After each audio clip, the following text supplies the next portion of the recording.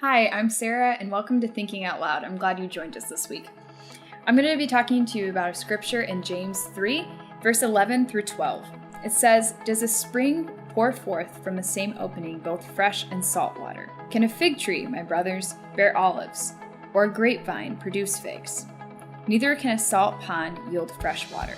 And to me, when it says that a spring cannot have both fresh and salt water, that means that a person can't operate both in the flesh and both in the spirit at the same time.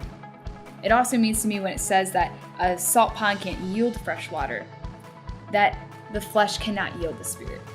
And what this means is that when you're operating in the flesh, when you're doing things that aren't what God wants you to do, the spirit isn't operating in your life. And why is that important? Well, because we want to be doing what God wants for us to do. And so we have to be watchful on ourselves that when we operate in flesh, when we operate in sin, when we're doing something that isn't what God's told us to do, that the Spirit isn't moving in our lives, it's not working in our lives anymore, that we're doing what the enemy wants us to do and not what God wants us to do. And so I just want you to be really aware this week of when you are not moving in this fruit of the Spirit, you're in the fruit of the flesh. And the fruit of the flesh always leads to death.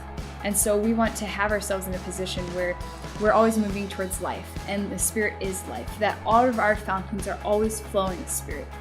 And that's not reality. That doesn't happen. We're humans, we mess up and we fail. But that when we realize that I'm operating in flesh right now, that I just bounce myself back and say, God, you just deal with me. You take care of me.